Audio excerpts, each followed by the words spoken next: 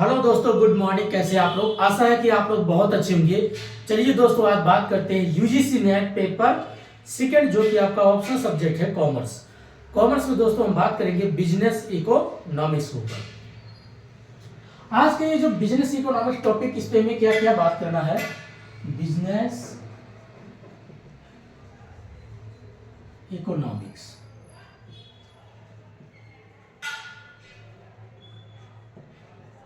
अगर देखा जाए तो जो इकोनॉमिक्स जिनका ऑप्शनल सब्जेक्ट है, आज मैं पहले एक एक टॉपिक पे बात करूंगा। सिर्फ जो कॉमर्स में क्या पढ़ते हैं, कॉमर्स में आपको पढ़ाया जाता है सिर्फ माइक्रो इकोनॉमिक्स, बस इतना ही पढ़ाया जाता है।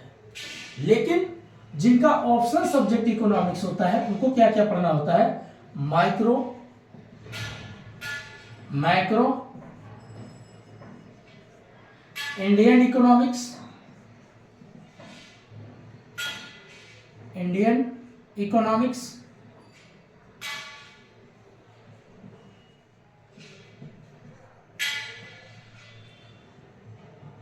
ये सब टॉपिक है। Plus international economics, international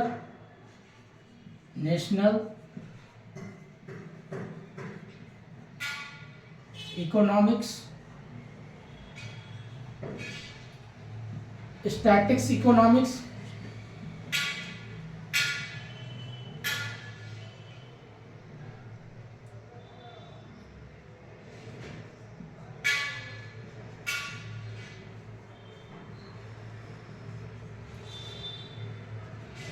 public economics,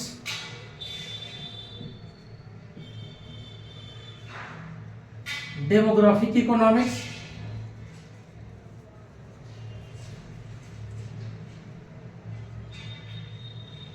mathematics economics,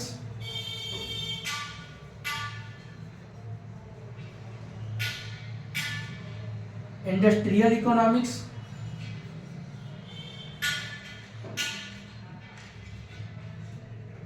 ये बेसिक अगर देखा जाए, इतना अगर आपने पढ़ लिया है 1 2 3 4 5 6 7 8 9, और एक करके आजकल जोड़ दिया जाता है आपका, यहीं पर लिख देते हैं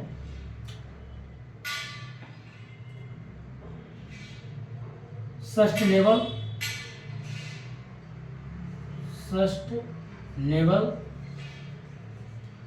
डेवलपमेंट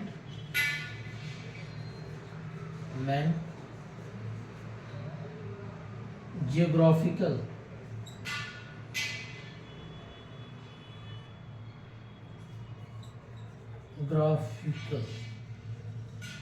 इकोनॉमिक्स।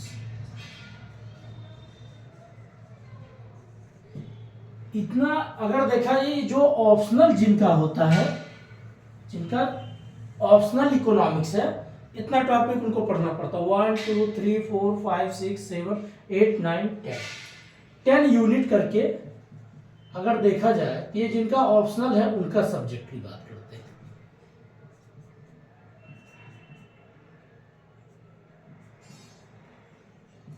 इतना मिला करके आपका होता है। लेकिन जो कॉमर्स में सिर्फ आपको ये पढ़ाया जाता है, सिर्फ माइक्रो इकोनॉमिक्स। लेकिन अगर देखा जाए, आपका इकोनॉमिक्स में जो माइक्रो, सिर्फ माइक्रो बेसिक बात किया करेगा, एक एक चीज पे बात करते हैं। माइक्रो जब आप इकोनॉमिक्स पढ़ते हैं, इसमें आपको आता है पहले बेसिक, इसका डेफिनेशन क्या है। डेफिनेशन मतलब इसकी परिभाषा क्या है। दूसरा डिमांड क्या है, सप्लाई क्या है,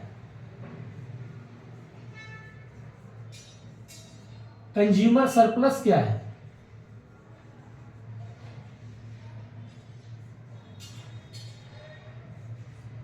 प्रोडक्शन क्या है, मार्केट क्या है, टाइप्स ऑफ मार्केट यहां लिख देते मार्केट,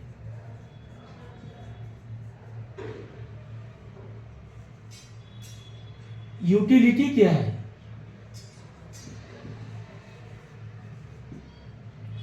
ये बेसिक आप अगर देखे होंगे, इतना मिला करके आपका इकोनॉमिक्स है। बीओपी क्या है, बैलेंस ऑफ पेमेंट क्या है, एलपीजी क्या है, लिबरलाइजेशन, प्राइवेटाइजेशन, और सोशलिज्म इकोनॉमिक्स क्या है, कैपिटलिज्म क्या, और मिक्स्ड प्लस आपका कम्युनिज्म। इतने प्रकार का आपका ये माइक्रो इकोनॉमिक्स के ऊपर बात करता है, ये बेसिक चीज आपको आता है। तो जो ये कॉमर्स की अगर हम बात करेंगे तो इतना हमारा टॉपिक है, आज इस पे एक एक करके लेक्चर देते हैं। फर्स्ट, अब इकोनॉमिक्स का बेसिक इसका डेफिनेशन क्या है।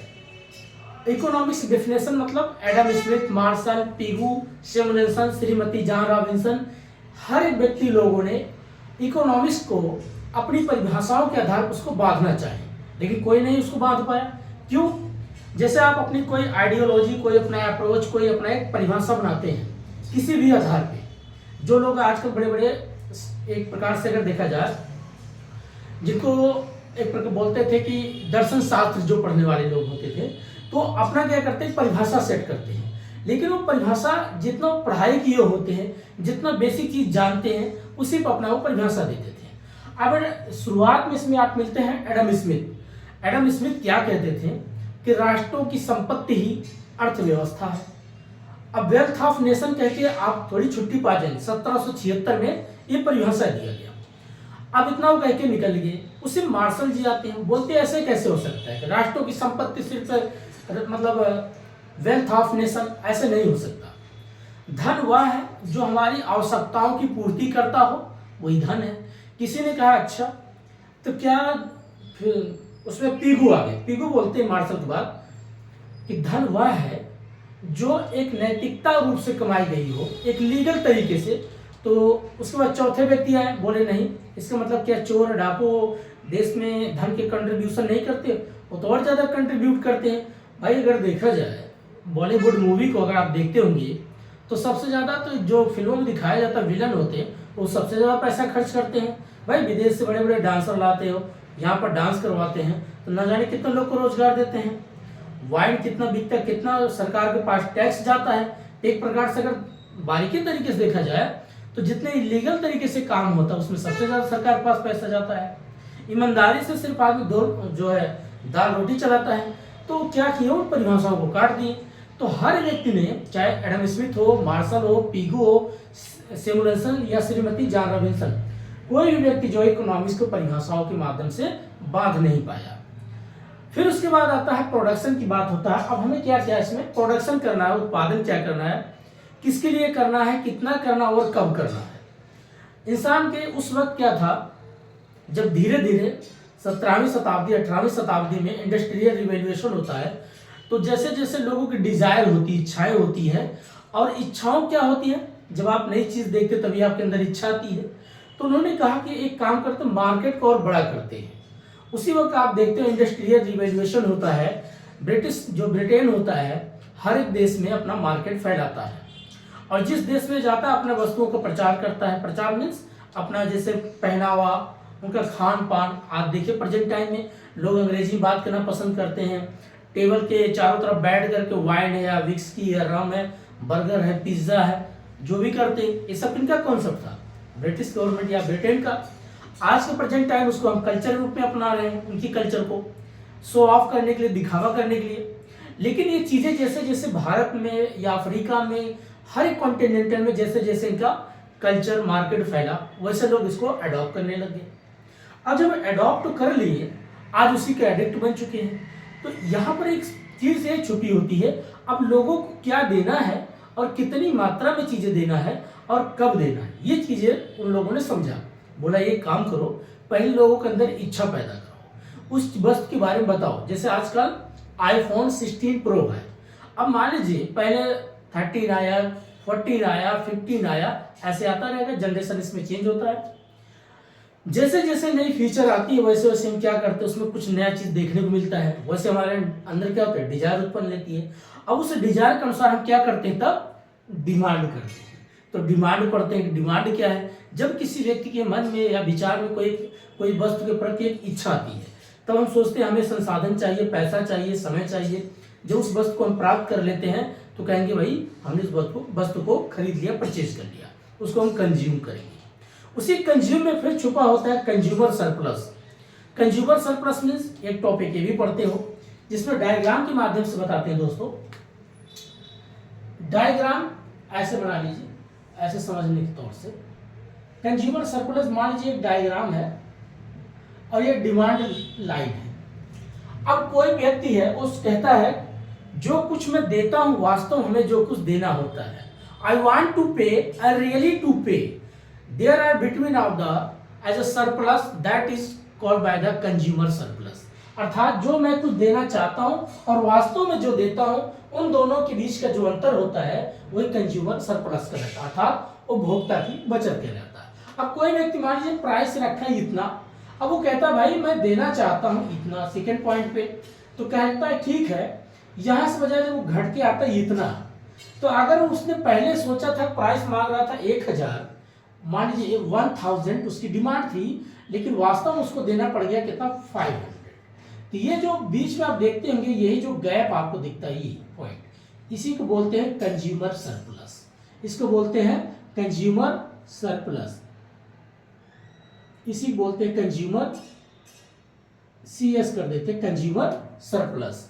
ये पॉइंट जो आपको बचता है इसी को हम बोलते हैं कंज्यूमर सरप्लस, अर्थात I want to pay and really to pay, there are between of the surplus that is called by the consumer surplus. तो ये जो पॉइंट होती है इसी को बोलते हैं कंज्यूमर सरप्लस। तो ये एक पॉइंट को आपको डायग्राम के माध्यम से भी समझना है, बेसिक चीज को भी समझना है। दूसरा, जब डिमांड होता है कंज्यूमर सरप्लस होता है, एक सप्लाई का भी है बात आती है। अब देखिए पहले क्या होता था, लोग कुछ भी वस्तु बना करके मार्केट में रख देते थे, लोग उसको देखते थे, पूछते थे, अच्छा लगता परचेज करते। अब क्या किया गया है, बोलते हैं कि वस्तु वो बनाओ जो कंज्यूमर को एक प्रकार से पहले आर्टिफिशियल चीजें एडवर्टीजमेंट करो। जैसे आजकल देखते होंगे मेटा है, आजकल मेटा AI करके आया हुआ है। अब ये जो मेटा है आर्टिफिशियल इंटेलिजेंट, आजकल न्यूज बहुत चल रहा है। आने वाले समय अभी आपको कुछ आइडिया, लेकिन अभी पहले इसका विज्ञापन किया जा रहा है, एडवर्टीजमेंट किया जा रहा है। जब बेसिक चीज आप समझ जाएंगे तो आप इस चीज की क्या करेंगे, एडिक्ट हो जाएंगे। तो आप सोचेंगे मैं अपना इंटरनेशनल हो गया, डोमेस्टिक हो गया, जो भी किसी फील्ड में काम करना होगा आप अपना उसमें ट्रेड करेंगे, व्यापार करेंगे, एजुकेशन करेंगे, इंटरप्रेन्योर करेंगे, इंटरप्रेन्योर बनेंगे, कुछ भी कर सकते हैं। तो अब क्या हो गया, मार्केट का बेसिक बोला गया। अब सप्लाई अगर हमें करना है, पहले उस चीज की मार्केटिंग बनाओ, मार्केट में उस चीज को अपने आप को बताओ लोगों को, फिर उसके बाद प्रोडक्शन करो, उसके हिसाब से एक रेटिंग सेट करो, इसकी डिमांड कितनी है, उस डिमांड के अनुसार क्या करना होगा, आपको प्रोडक्शन करना होगा। और जब प्रोडक्शन करें तब सप्लाई बढ़ाएंगे। अब सप्लाई का कॉन्सेप्ट क्या होता है, अगर सप्लाई ज्यादा होगी, अगर डिमांड ज्यादा है तो सप्लाई ज्यादा, डिमांड कम है तो सप्लाई कम। इससे ये फायदा होता है कि जैसे कहने का मतलब है, अगर आप ज्यादातर प्रोडक्शन कर दिए, सप्लाई कर दिए, बिका नहीं तो आपका मटेरियल जो भी होगा सब लॉस में जाएगा। इसलिए अब कंज्यूमर के डिजायर, पहले उसके अंदर डिजायर उत्पन्न करो, वो डिमांड खुद करे तब हम सप्लाई करेंगे। आजकल लोग कहते नहीं कि भाई अगर कोई चीज खरीदना है तो कहेंगे आपको 2 दिन पहले ऑर्डर ले लो, उसके बाद आपकी यहाँ घर वस्तु पहुंच जाती है। ये सब क्या है, एक नया ट्रेंड है, नया कॉन्सेप्ट है मार्केटिंग का, या मार्केट का बेसिक प्रोसेसिंग हो रहा है। तो ये बेसिक चीज हमें समझना, डिमांड क्या और सप्लाई क्या। डिमांड सप्लाई ऐसे ही चलता है डायग्राम दोस्तों। मान लीजिए ये आपका एक लाइन ऐसे बनता है, एक होता है ये डिमांड और ये होता है सप्लाई, डिमांड और सप्लाई। जहां एक दूसरे को किसी पॉइंट पे काटते इसको बोलते हैं इक्विलिब्रियम पॉइंट। तो ये जो इक्विलिब्रियम पॉइंट होता है इसको बोलते हैं, इसको संतुष्टि बिंदु कहते हैं। किसी वस्तु को जहां पर क्रेता विक्रेता किसी वस्तु को परचेज करते हैं, जहां संतुष्ट होते हैं, उसी को बोलते हैं संतुष्टि बिंदु। जैसे अगर मान लीजिए मैं कोई वस्तु खरीदना चाहता हूं, किसी ने कहा भाई इसकी प्राइस क्या है, उन्होंने कहा 2000, मैं बोलूंगा ऐसा है आप 1800 में दे दो। तो जहां पर क्रेता और विक्रेता दोनों एक पॉइंट पे आके संतुष्ट होते हैं उसी को बोलते हैं संतुष्टि बिंदु। ये पॉइंट को समझना है। अब इसी में कभी कभार आप देखते होंगे प्राइस ज्यादा हो जाती है, प्राइस कम हो जाती है, प्राइस बढ़ जाती है, जो आपको होता है डिमांड, जिसको पढ़ते हैं हम क्या, elasticity of demand.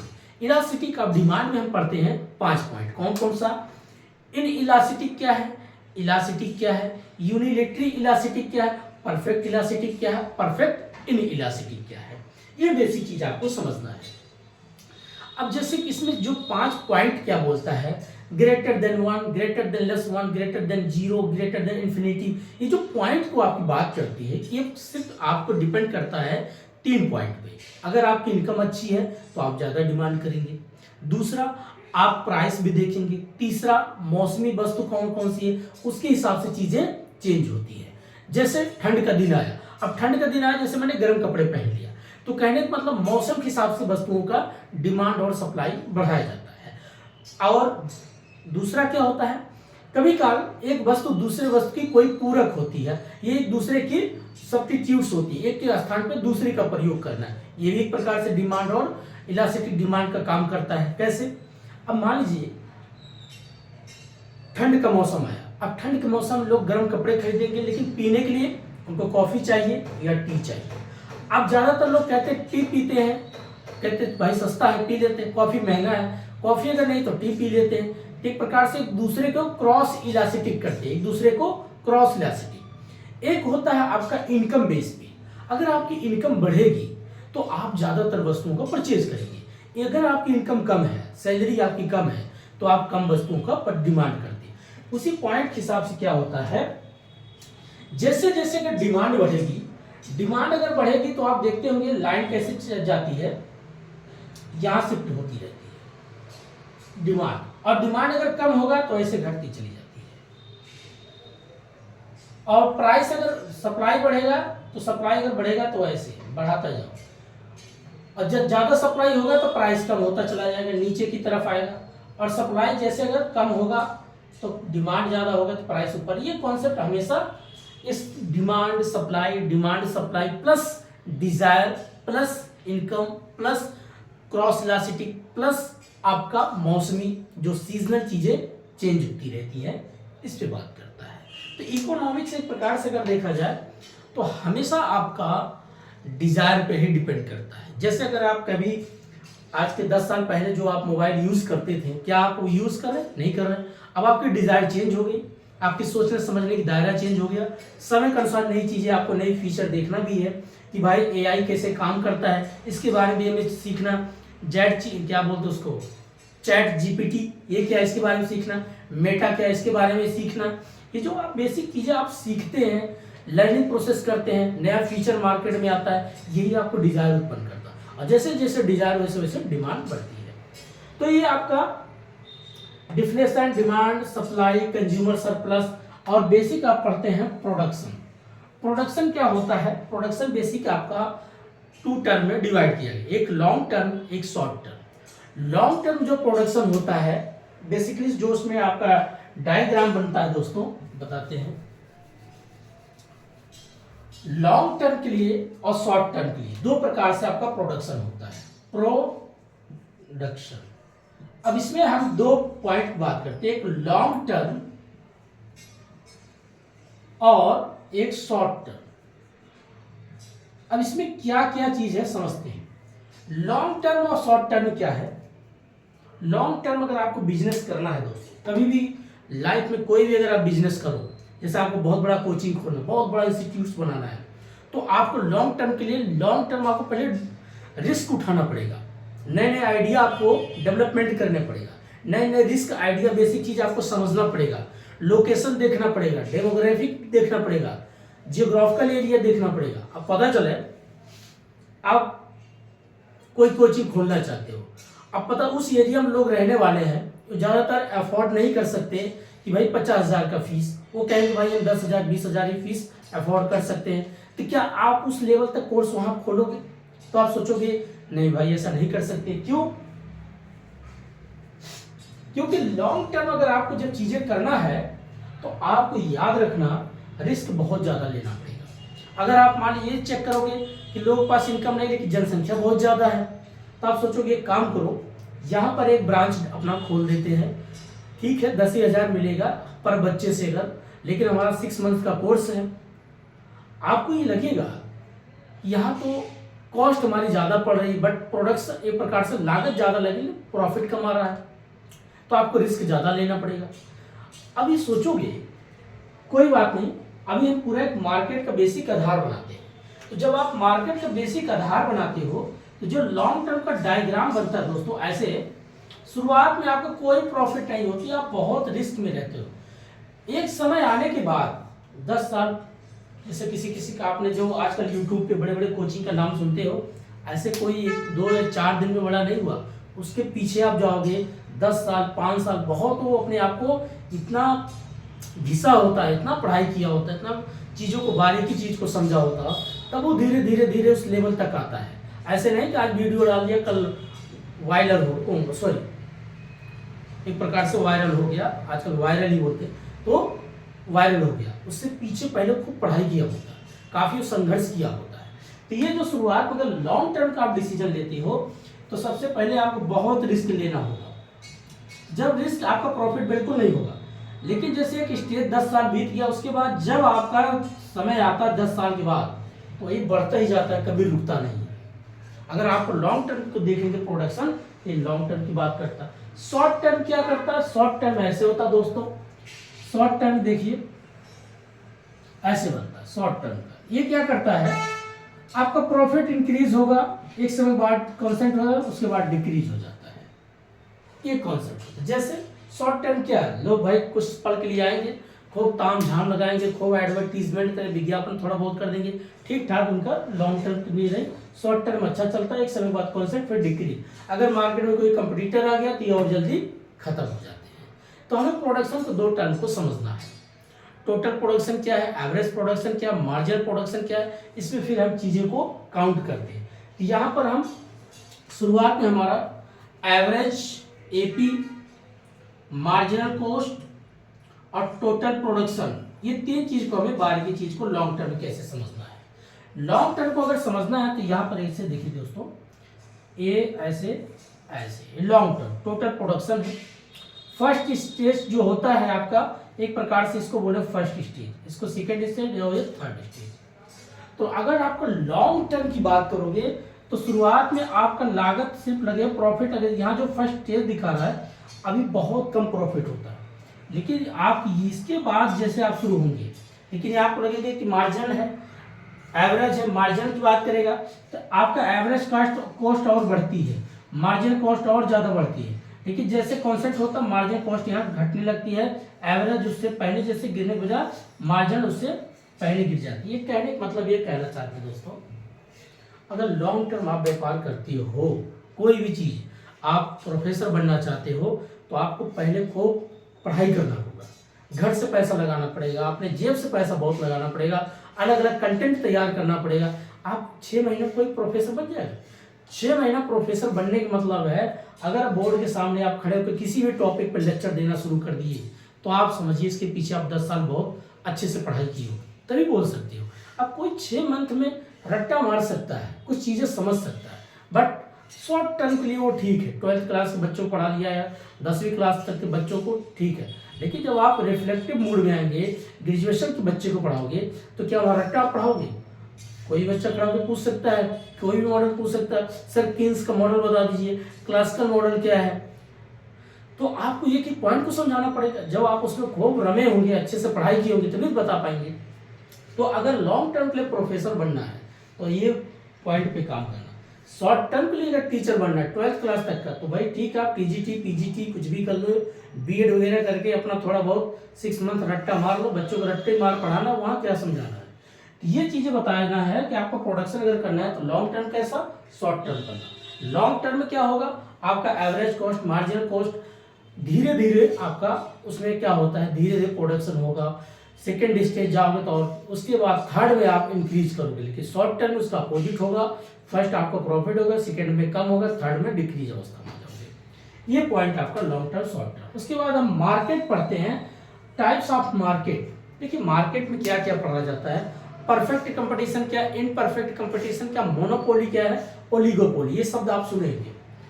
Perfect competition means क्या होता है, जहां पर लार्ज लेवल में सेलर होते हैं, अब बायर बहुत कम मात्रा में जाते हैं। अगर ज़्यादा विक्रेता होंगे तो आप बार्गेनिंग ज़्यादा करेंगे, तो आपको अच्छी क्वालिटी मिलेगी, क्वांटिटी भी अच्छी मिलेगी, तो वहाँ पर बायर को अच्छा फायदा होता है।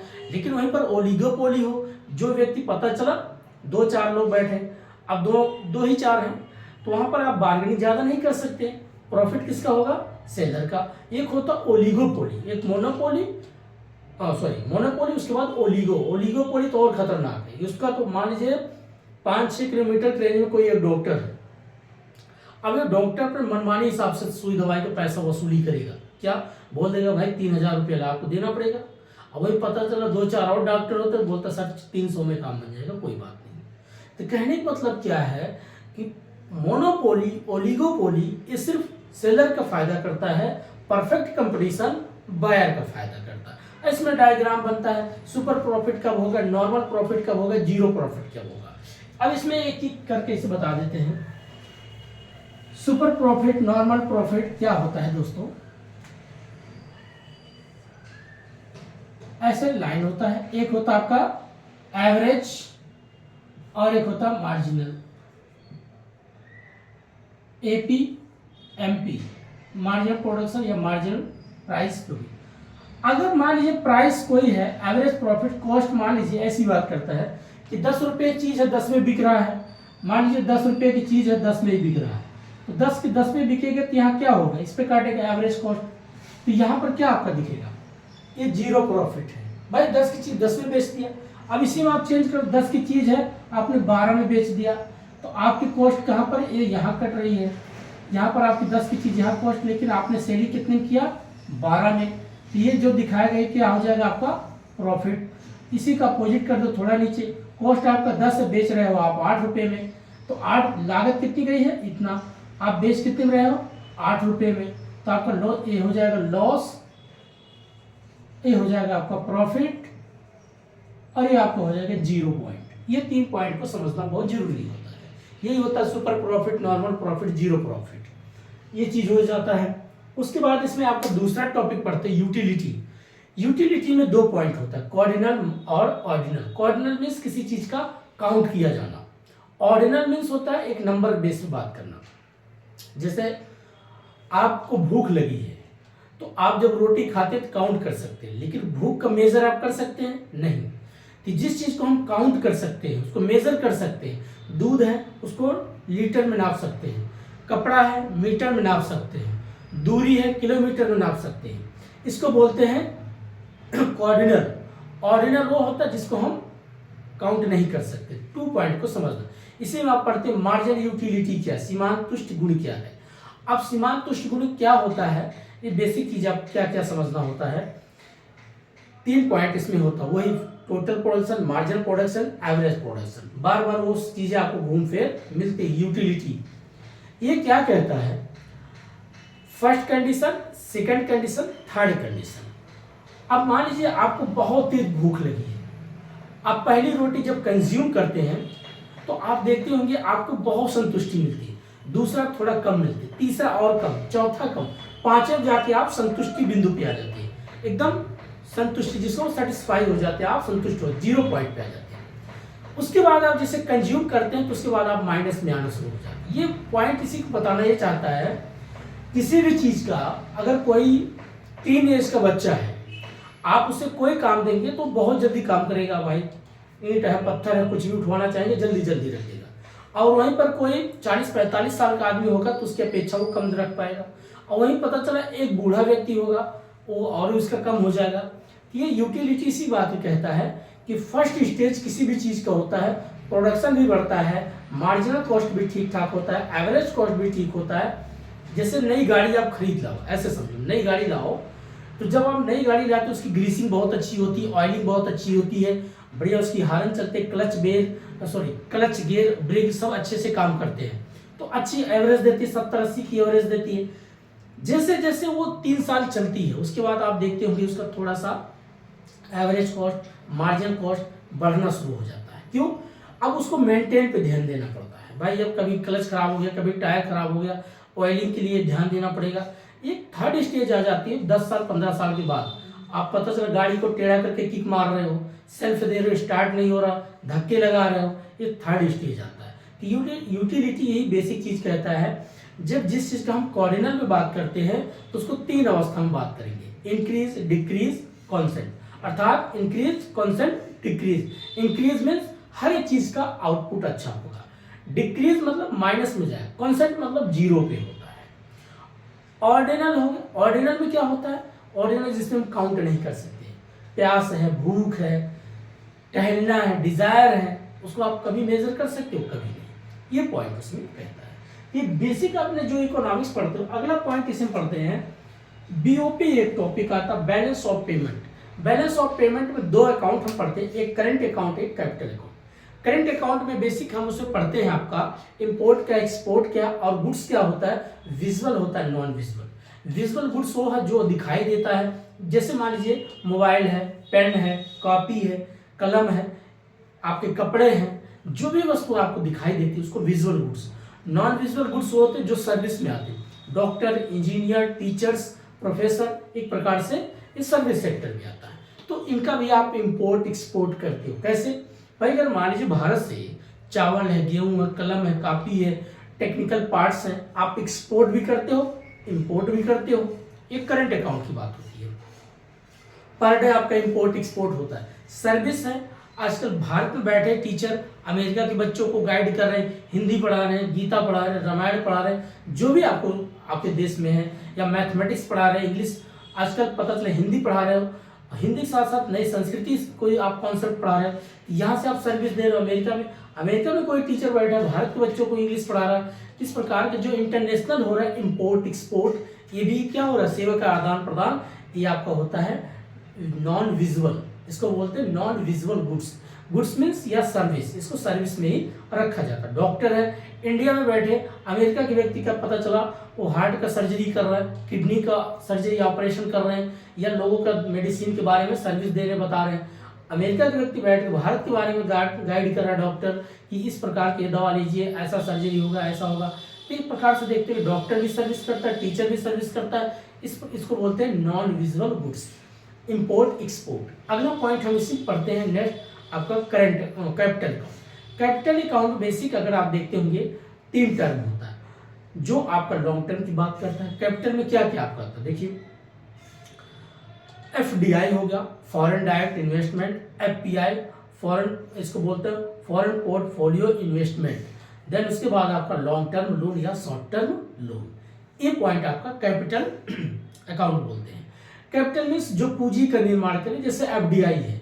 आप मान लीजिए कोई भारत में कोई विदेशी कंपनी आती है, बोलती मैं आपके यहाँ बढ़िया A1 क्वालिटी का रोड बनाऊंगा।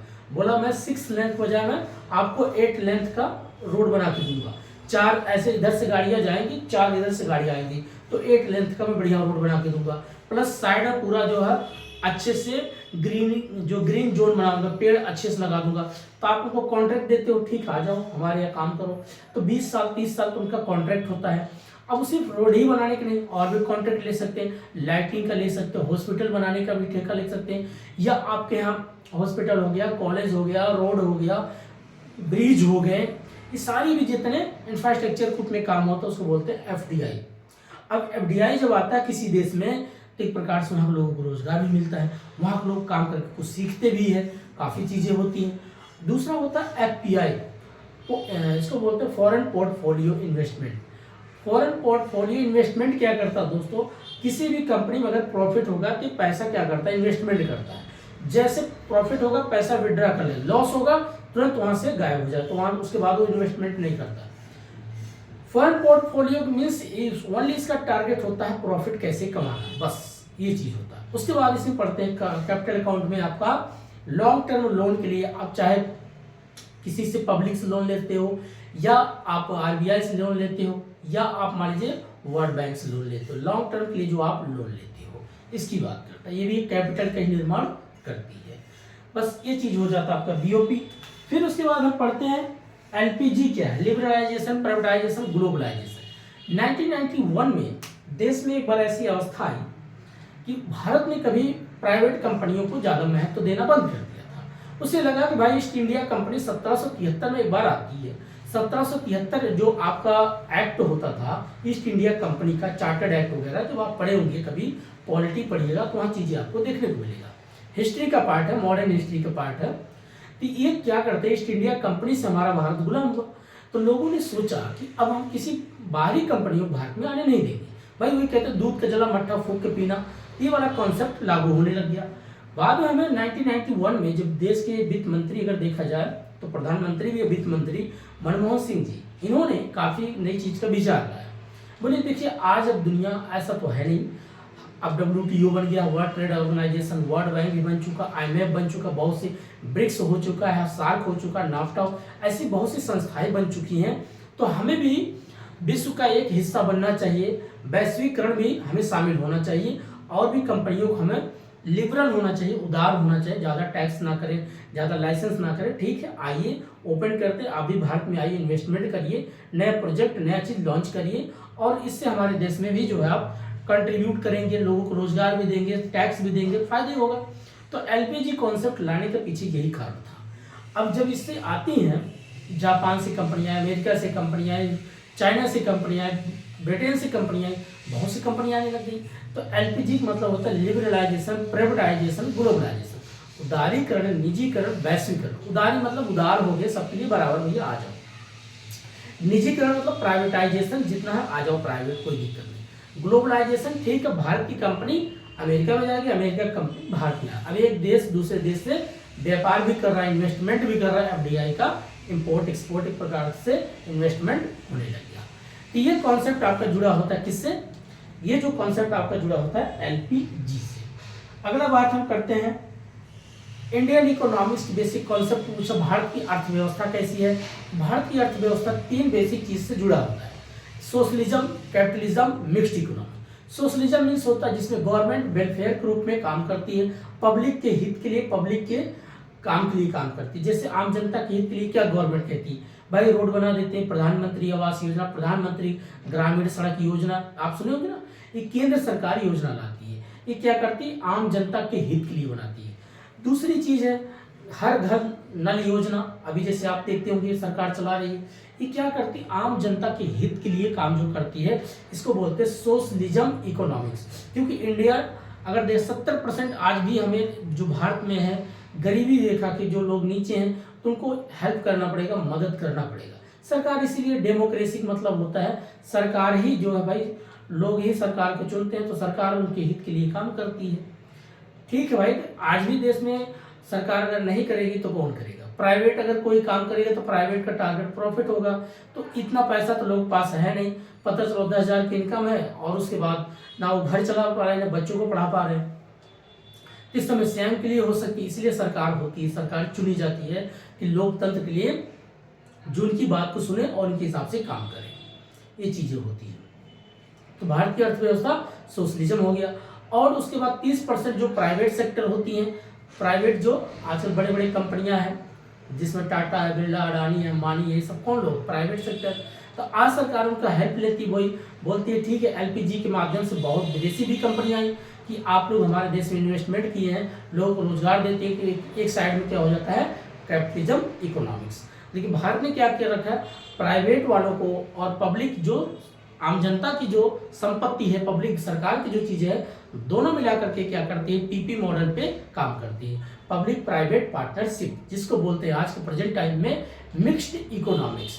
तो पब्लिक प्राइवेट पार्टनरशिप का मतलब होता है जहां पर प्राइवेट और सरकार दोनों मिलकर के काम करते हैं, उसी बोलते हैं पीपी मॉडल, इसी बोलते हैं इन्वेस्टमेंट मॉडल। तो आज के प्रेजेंट टाइम में एनडीए गवर्नमेंट है, इसी पे काम करती है। जितने प्राइवेट देखते होंगे, लाल किला हो गया, प्राइवेट को सौंप दिया, बोलती भाई मैं इसका देखभाल नहीं कर सकता, जितना मैं लेबर रखूंगा, हर लेबर को 50,000 रुपये पर मंथ सैलरी देना पड़ेगा, तो प्राइवेट वालों को दे दिया। प्राइवेट में कोई वही व्यक्ति है 10,000 15,000 रुपये वहाँ पर झाड़ू मारता, पोछा मारता है, तो प्राइवेट अपने तरीके से काम करवाती है। अपना टैक्स जो भी रूल है 30 रुपया, 40 रुपया, 150 रुपया, 200 रुपया वहाँ टिकट कटता है, उस टिकट से प्राइवेट कमाता पैसा, जो सरकार को बनता सरकार को दे देता है। तो एक प्रकार से काम वो भी वही कर रही है। बट यहाँ ये था थोड़ा पब्लिक से होता था कि कोई व्यक्ति का नौकरी लग जाता था तो सोचता चलो परमानेंट मेरा लाइफ सेटल हो गया, मेरा घर परिवार चल सकता है। बट प्राइवेट में ये कोई अस्थाई नहीं है, कब वो घाटे में आए, कब आपको कंपनी से बाहर कर दे, यही थोड़ा इनसिक्योर फील होता है। इसलिए सरकार चुनी जाती है कि सरकार आम जनता के हित के लिए कुछ परमानेंट काम अस्थाई कर दे। या प्राइवेट जैसे होती एलटीडी, लिमिटेड प्राइवेट करके, तो उसमें कुछ गवर्नमेंट का इंटरफेयर होता है। एलटीडी कंपनी में जिनका कुछ लग जाता तो वहां पर आपका ग्रेच्युटी हो गया, प्रोविडेंट फंड हो गया, सब पैसे कटता है। जब आप कंपनी छोड़ के जाते हैं तो कुछ पैसा आपको दे दिया जाता है। तो दोस्तों कहने का मतलब है, अगर हम इकोनॉमिक्स पढ़ते हैं तो इकोनॉमिक्स की एक एक बारीकी चीज को समझना बहुत जरूरी है। फिर उसके बाद इसी में एक टॉपिक और आप पढ़ते होंगे जिसको बोलते हैं बैंकिंग सेक्टर से जुड़ी हुई चीज होती है। अब बैंकिंग में आरबीआई क्या है, टाइप्स ऑफ बैंकिंग क्या है, शेड्यूल बैंक क्या है, नॉन शेड्यूल बैंक क्या है, फंक्शन ऑफ बैंक क्या है, मॉनेटरी पॉलिसी क्या है, फिजिकल पॉलिसी क्या है, बजटरी सिस्टम क्या है, ये सारी चीज़ें आप थोड़ा एडवांस चीज़ें पढ़ते हो। और इसी एडवांस से आपको क्या लगता है भाई, आरबीआई ने नई पॉलिसी चेंज की, इन्फ्लेशन को कैसे कंट्रोल, डिफ्लेशन को कैसे कंट्रोल किया जाए, ये सारी चीज़ें कौन करती है, आरबीआई करती है। इसके बेसिक कुछ टूल होते हैं, repo rate, reverse repo rate और एसएलआर, इसके माध्यम से क्या करती है, चीज़ों को कंट्रोल करती है। अगर आरबीआई किसी भारत की आरबीआई अगर सरकार या जो एक प्रकार से आरबीआई बैंक है, अगर इस पर डिसीजन नहीं लेगा, नहीं कंट्रोल करेगा, तो हमारे देश में महंगाई आ सकती है। लेकिन आज महंगाई आने के कई भी कारण होते हैं दोस्तों। देश में अगर देखा जाए, कहते हैं देश की आबादी बहुत ज़्यादा है। आज आबादी जो है चाइना से हमारे नंबर 1 भारत आ गया। Bharat as a consumer market अगर देखा जाता है, तो क्या भारत सिर्फ खाने और कम सिर्फ आयात करने के लिए नहीं, भारत अब खुद अपने वस्तु को बनाने का प्रयास करना चाहिए। अब अच्छी बात है, आजकल मेक इन इंडिया पे काम हो रहा, स्वदेशी वस्तुओं पर अपना काम होना चाहिए। लेकिन अगर भारत को और डेवलप करना है, तो जो पुराने समय में कुटीर उद्योग होता था, जो लोग अपने घरों में वस्तु बनाते थे, जिस भारत की आप देखते होंगे हर एक स्टेट का अपनी कल्चर होती थी, किसी घर का फूड का अलग अलग वैरायटी।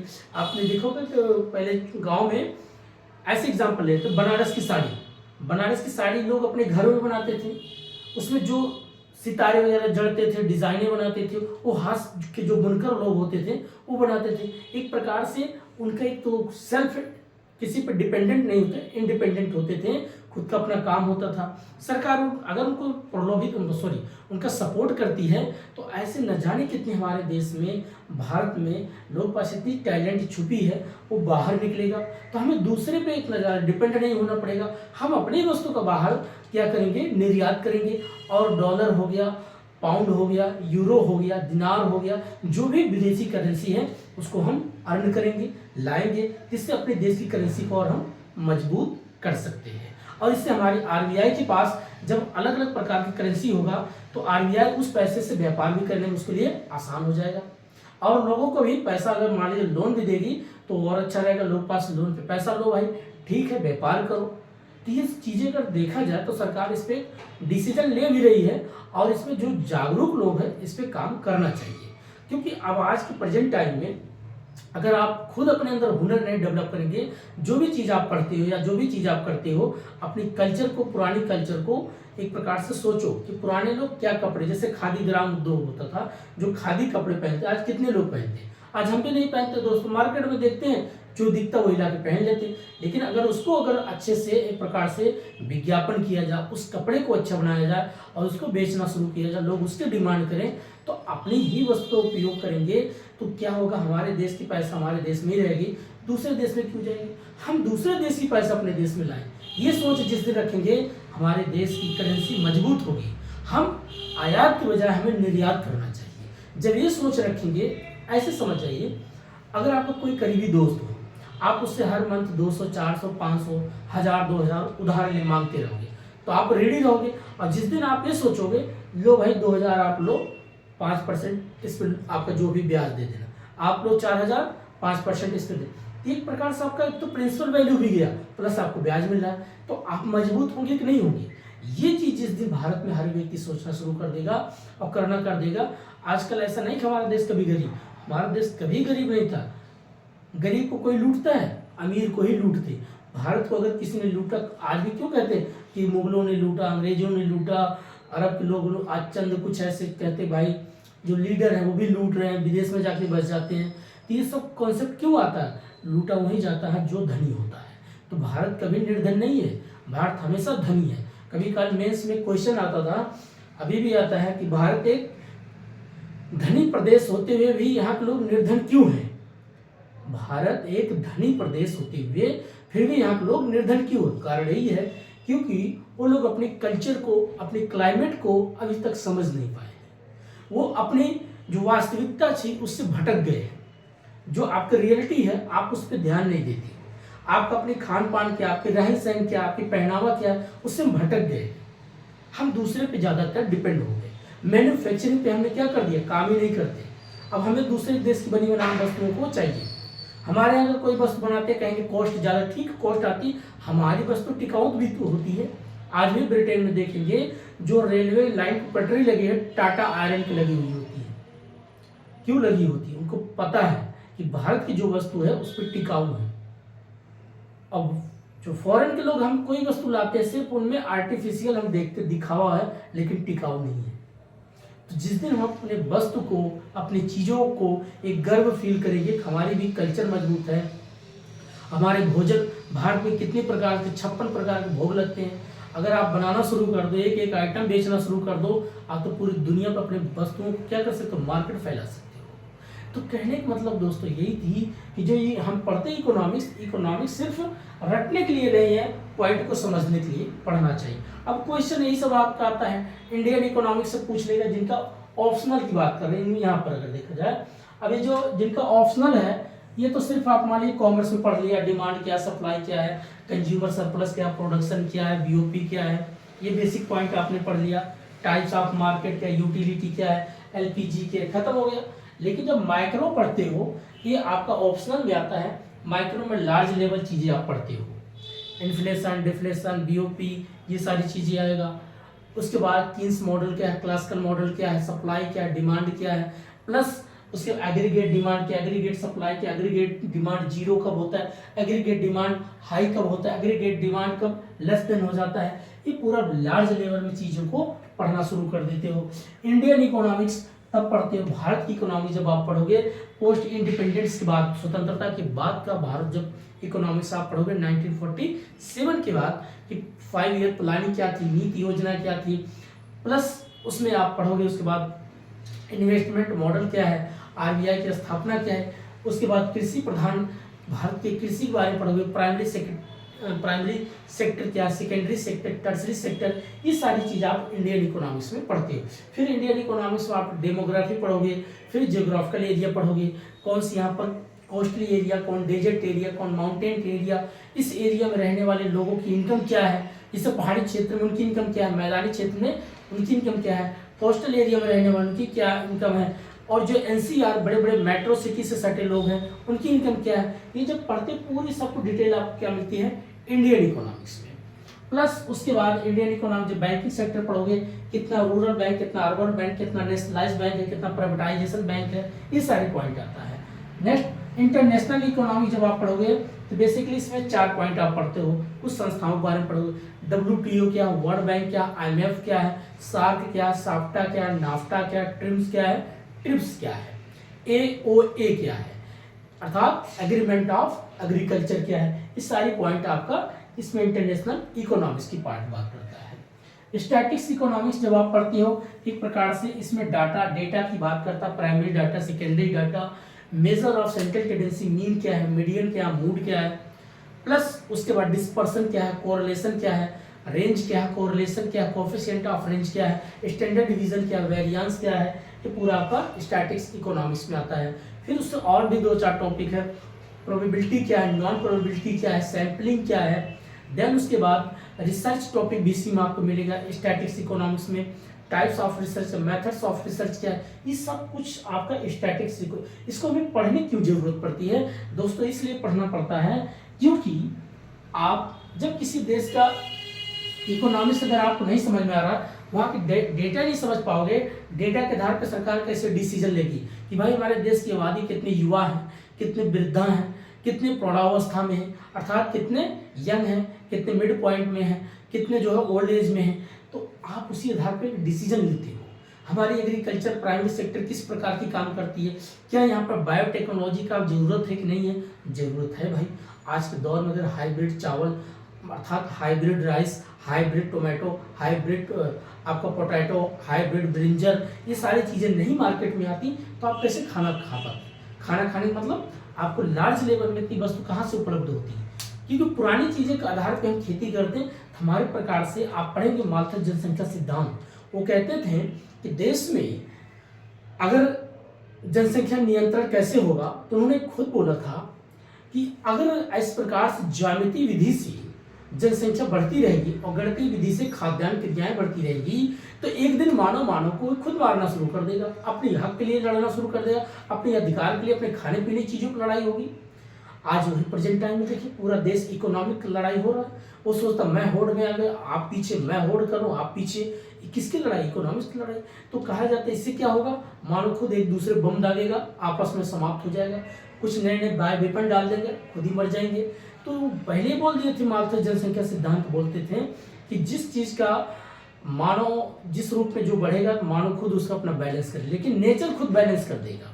नेचर जितना रिसोर्स देगा भाई उतने आप खा सकते हो ना, उससे ज़्यादा जब नहीं पाओगे तो आप क्या करो, छीना झपटी होगा। यही हो रहा है। इसीलिए स्टैटिस्टिक्स इकोनॉमी जब पढ़ते हो तो एक डाटा को दर्शाता है, एक डेटा बताती है कि भाई आपके देश की कितनी लिटरेचर, पढ़ी लिखी जनसंख्या क्या स्तर है, महिलाओं के स्तर है, पुरुषों के क्या स्तर है, बच्चों के क्या स्तर है, आपका एजुकेशन का क्या स्तर है, प्लस आपका स्वास्थ्य का क्या स्तर है। स्तर मतलब लेवल। आपका आज प्रेजेंट टाइम अगर देखा जाए, कहते हैं रोटी कपड़ा मकान, अब तीसरा बोलते भाई इंटरनेट भी होना चाहिए। तो किस लेवल तक आप चीज़ों को प्राप्त कर रहे हो, इसकी बात एक पूरा डेटा दर्शाता है। तीसरा ये जो हम पढ़ते हैं डेमोग्राफिक, यही बात हमने कहा, किसी भी देश की पहले डेमोग्राफिक जनसंख्या को समझना बहुत जरूरी है। आप जनगणना जब करते हैं तो इससे पता चलता है भाई किस व्यक्ति कितना लेवल पैसा कमाता है, किस लेवल तक कितना खर्च कर देता है। आपने देखा होगा कि रूरल कितना खर्च करता है, अर्बन कितना कैलोरी कंज्यूम करता है, और रूरल कितना कंज्यूम करता है, व्यक्ति कितना कंज्यूम करता है। तो अर्बन को आपने देखा शहरीकरण बोलते भाई 21 कैलोरी, और गांव को बोलते 24 कैलोरी, क्योंकि गांव में जो काम करता है व्यक्ति वो हार्डवर्क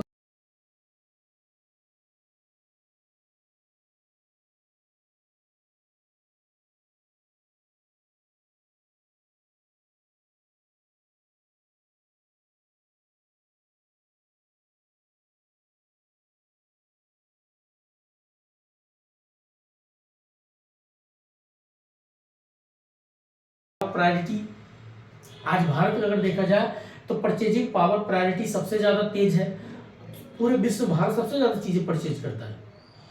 अब मान लीजिए भारत में कोई एक कप चाय लेते हो तो 10 रुपये में पी लेते हो, वही सेम चाय आप अमेरिका में पियेंगे तो आपको पता चलेगा $1 का पड़ेगा, 80 रुपये पड़ जाएगा, 84 रुपये भारत के हिसाब से। तो भारत में 80 में कम से कम 8 चाय पे पी सकते हो, और वहाँ 1 मिल रहा है।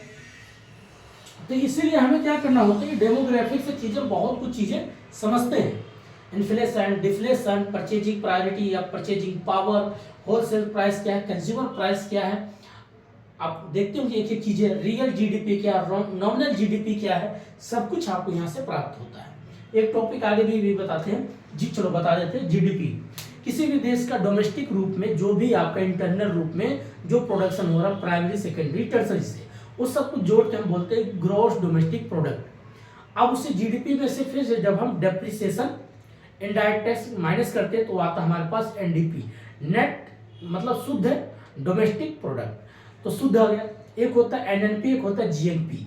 जीएनपी होता है ग्रॉस नेशनल प्रोडक्ट। मान लीजिए ग्रॉस नेशनल में क्या होता है, बाहर से जो पैसा है वो ऐड होता है, भारत से जो पैसा जाता है विदेश में ऐड हो जाता है। तो ये उसमें हम क्या करते हैं, जीएनपी में से हम इनडायरेक्ट टैक्स प्लस सब्सिडी इसको माइनस कर देते हैं, हमारे पास आ जाता है एनएनपी। तो इस प्रकार जीएनपी, एनएनपी, फिर उसके बाद उसे पढ़ते हो मार्केट प्राइस क्या है और फैक्टर प्राइस कॉस्ट क्या था। मार्केट प्राइस उसको बोलते हैं दोस्तों जो आप एक मार्केट रेट पे किसी वस्तु को बेचते हो। फैक्टर प्राइस वो कहता है किसी वस्तु को बनाने में कितनी आपकी कॉस्ट आई। जैसे वस्तु है, इसको बनाने में आपकी पर पहले पीस कितना कॉस्ट है, दूसरे सेकंड प्रोसेसिंग में कितना, थर्ड फिनिशिंग गुड में कितना कॉस्ट आया, उसको बोलते हैं फैक्टर प्राइस। तो ये बेसिक चीज आपको समझना बहुत जरूरी है।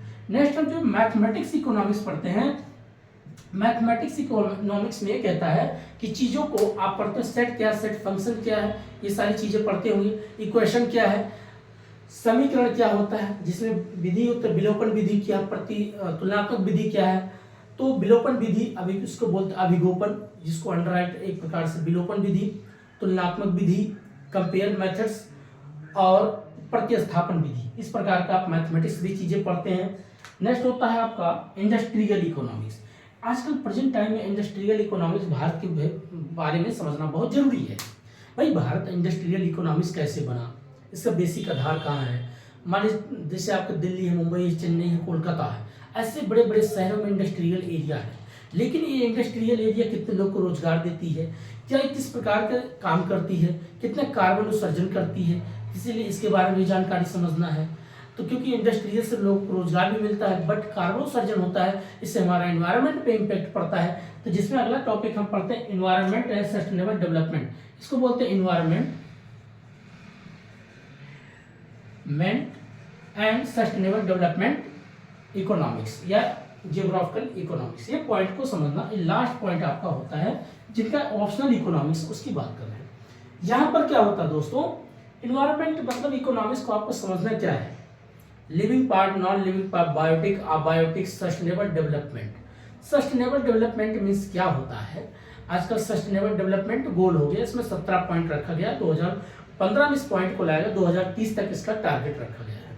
इसमें किस किस बात को उल्लेख किया गया है, गरीबी कम करना है, महिला और पुरुष में कोई भेद नहीं होना चाहिए, शुद्ध वातावरण होना चाहिए, एजुकेशन सभी के पास बराबर होना चाहिए, बिजनेस पे काम करना है, ये सारी चीजें हैं। सौर ऊर्जा पे काम करना है, जरूरी नहीं कि हमें पेट्रोल कोयला पे डिपेंड होना, हमें प्रकृति जो भी वायु जो हमें सूर्य के प्रकाश से एनर्जी मिलता है, हमें सौर ऊर्जा बनाना है। एक प्रकार से पूरा इकोसिस्टम को शुद्ध रखना, अच्छा करना। और सस्टेनेबल डेवलपमेंट गोल का मतलब होता है कि सबका विकास होना चाहिए, ऐसा नहीं कि एक का विकास हो दूसरे का नहीं, और जो वो भी विकास होना चाहिए, ऐसा नहीं किसी वस्तु को समाप्त करते जाओ और अपने फायदे के लिए जियो, आने वाली पीढ़ी के लिए कुछ देने के लिए रखो। अगर हमारे पूर्वज लोग कुछ नई चीजें नहीं दिए होते तो आज हम कैसे शुद्ध हवा शुद्ध पानी पाते। लेकिन आज की जो पीढ़ी है इस चीज को उसको सोचना चाहिए कि हमें टेक्निकल चीजों पे ज्यादा डिपेंड नहीं होना चाहिए, नेचर की जो भी रिसोर्स है उसको बचा के रखो। आजकल देखते होंगे मानव आज अपनी सुविधाओं के लिए पेड़ को काट रहा है, पर्वत को काट रहा है, पानियों को, जो नदी की बहाव की पानी उसको रोक करके दूसरे दिशाओं में बहा रहा है। इसका इम्पैक्ट क्या पड़ता है, नेचर का इम्पैक्ट पड़ता है, और जब ये नेचर पे इम्पैक्ट पड़ता है मानव पे इम्पैक्ट पड़ता है। तो कहा जाता है कि हमें नेचर को बचाते हुए विकास करना, ना कि उसको तहस नहस करते हुए। इस पॉइंट को भी आपको समझना बहुत जरूरी है। तो दोस्तों आज इतना ही था, तब तक के लिए नमस्कार, जय हिंद, पढ़ाई करिए, मस्त रहिए। फिर अगला लेक्चर टॉपिक लेके आएंगे आपका बिजनेस फाइनेंस, कल आएगा। फिर उसके बाद हम teaching aptitude, research aptitude, communication, mathematics, logical reasoning, अब बीच में आपका मैथमेटिक्स और डीआई का जो आपको होता है डाटा इंटरप्रिटेशन का भी क्वेश्चन प्रैक्टिस करेंगे। तो आज इतना ही, तब तक के लिए नमस्कार, जय हिंद, धन्यवाद।